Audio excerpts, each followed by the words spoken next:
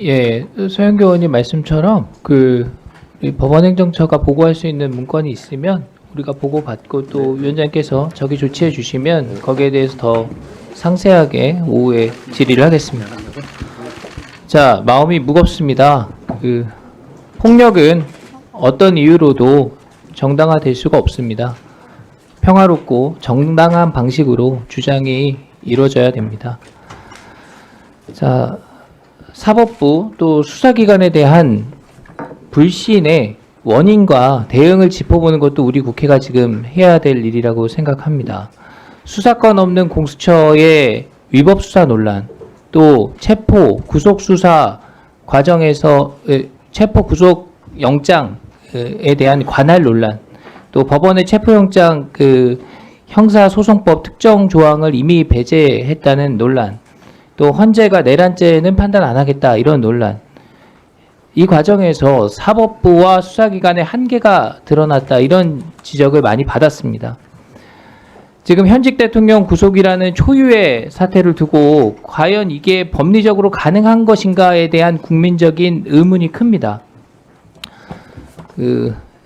장관 직무대행께서 한번 들어보시죠. 네.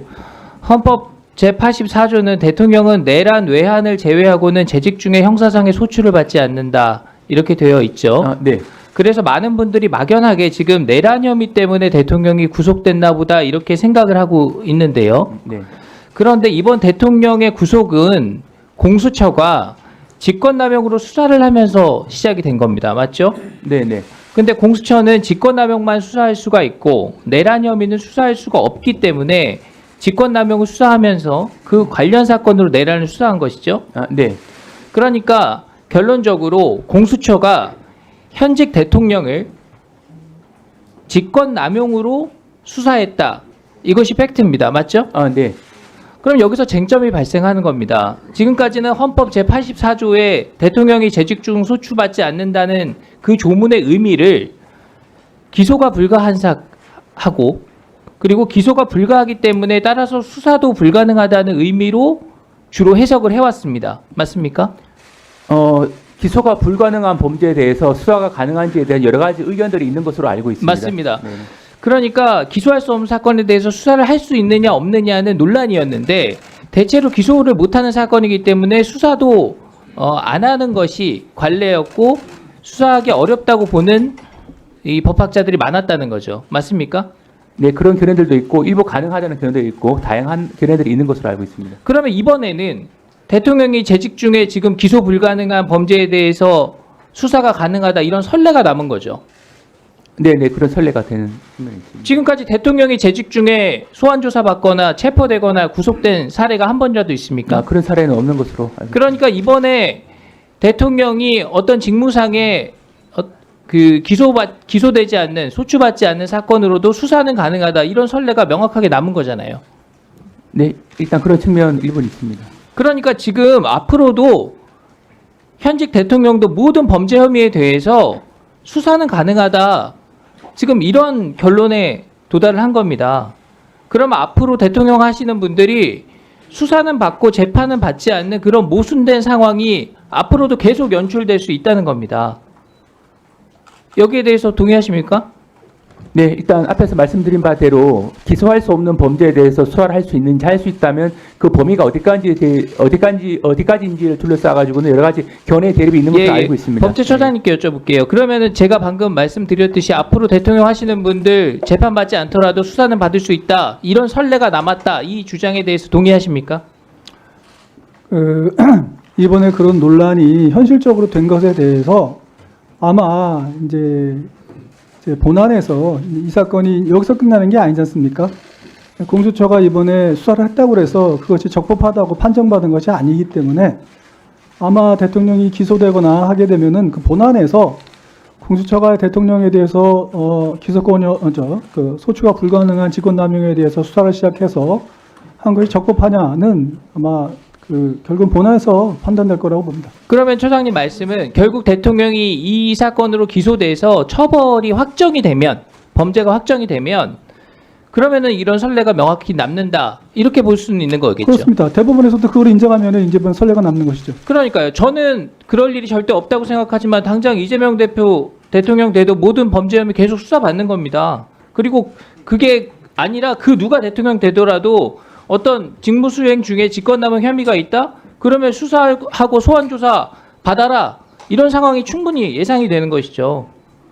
이런 혼란을 공수처가 또 일정 부분은 법원이 적극적으로 그 공수처의 해석을 바로잡지 않으면서 이런 논란을 자초한 측면이 있다. 저는 이렇게 보는 겁니다.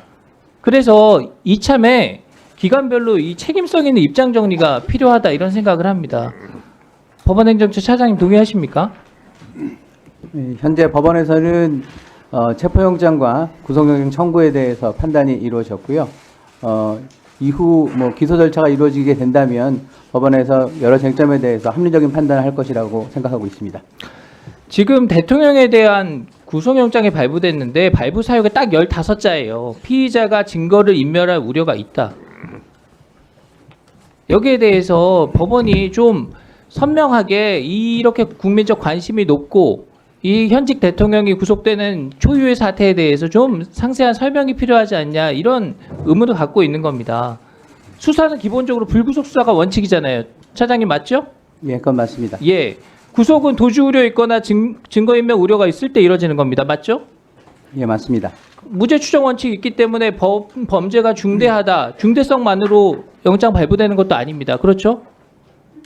예, 정업적인 사정을 고려해서 판단했을 거라고 그렇습니다. 이재명 대표, 조국 전 대표 역시 불구속 수사 원칙에 따라서 구속되지 않았죠.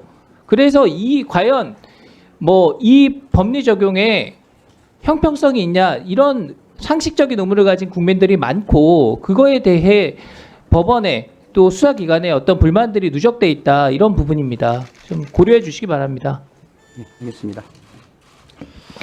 네, 잘 들었습니다. 잠깐만 제가 깜빡했는데요.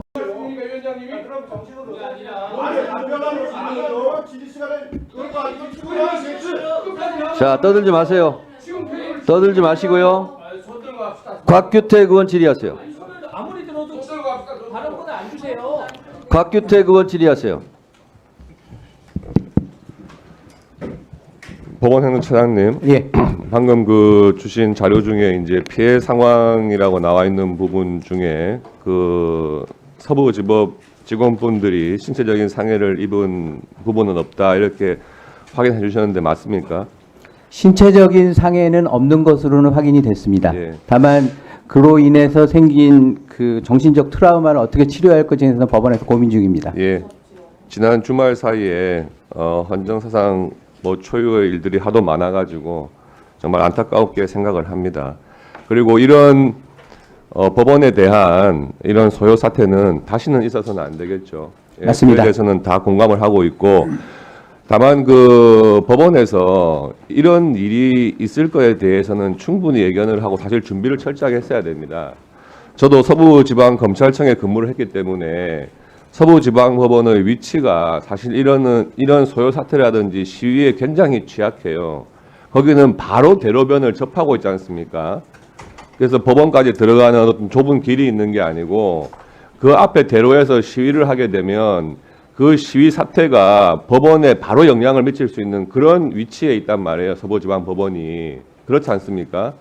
그러면은 그 전부터 이 서부지방법원에서 체포영장 발부하고 구속영장 하는 것에 대해서 많은 그 시위자들이 그 현장에 있었단 말이죠. 그렇다면은 그런 위험성을 고려해가지고 충분한 사전 대비를 했어야 되는 것이 아닌가 하는 아쉬움이 크게 남습니다. 네, 한 말씀만 올려도 되겠습니까? 예, 제가 질문 드릴게요. 예. 예. 그래서 오늘 지금 언론에서도 이런 부분에 대해서도 우려를 했습니다. 구속영장 발부 과정에서 굉장히 이 공정성이나 형평성에 의심을 하게 한 이런 부분들에 대해서도 지적을 해놨어요. 두 가지를 말씀드릴게요. 지금 2023년 9월 달에 이재명 대표 영장을 기각했던 판사는 영장 기각 사유를 600자 분량으로 설명을 했다. 판사는 당시 판사 말하는 거죠. 피해자의 방어권 보장 필요성 정도와 증거인멸 염려 정도 등을 종합하면 불구속 수사의 원칙을 배제할 정도로 구속의 사유와 필요성이 있다고 보기 어렵다 설명하면서 정당의 현직 대표로서 공적 감시와 비판의 대상인 점을 감안했다는 사유도 있었다. 야당 대표라는 정치적 배경을 불구속 사유로 들었던 법원이 현직 대통령에게는 왜 이 원칙을 적용하지 않았는지 설명이 필요하다. 이런 부분 하나를 지적했습니다. 그렇고 또 이런 지적도 했어요. 영장심사가 주말에 이루어지면서 대통령 영장심사는 영장 전담 판사가 아닌 주말 근무 당직 법관에 의해 이루어졌다. 과거 대형 사건의 경우 주말이라도 영장 판사들이 했던 전례와 비교해도 납득하기 어렵다. 이렇게 언론사에서 지금 사설을 통해서 지적을 하고 있단 말이에요.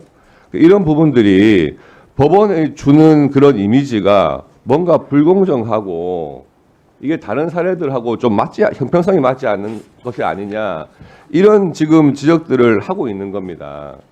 그래서 지금 제가 말씀드린 두 가지 지적사항, 이재명 대표에 대한 영장 발부 사유, 영장 기각 사유, 이런 것에 대해서 볼 때 너무 이 발부 사유가 설명이 부족한 거 아니냐.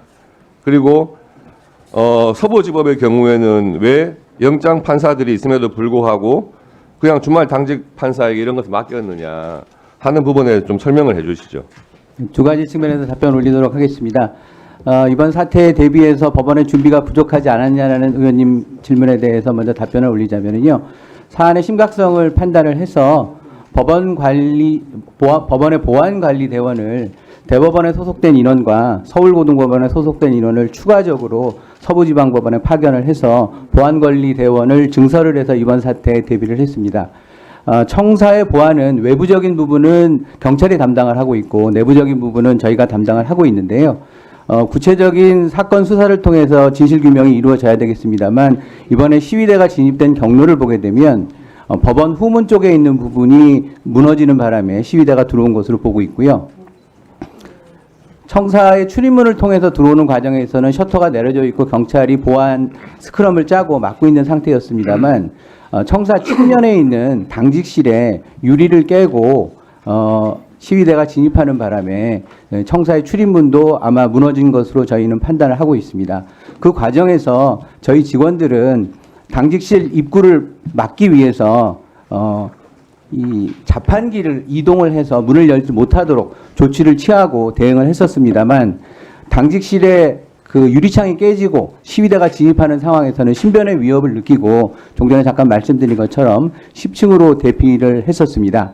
이런 재반 사정을 고려했었을 때 저희도 정말 예상치 못한 상황이었습니다만 추가적인 인력 투입을 해서 보안관리대원이 나름대로 노력했다는 점을 말씀을 드리도록 하겠습니다. 두 번째, 서부지방법원에서 왜 영장 전담이 아닌 당직 판사가 이 영장 실질 심사를 했는지에 대해서 답변을 올리자면요.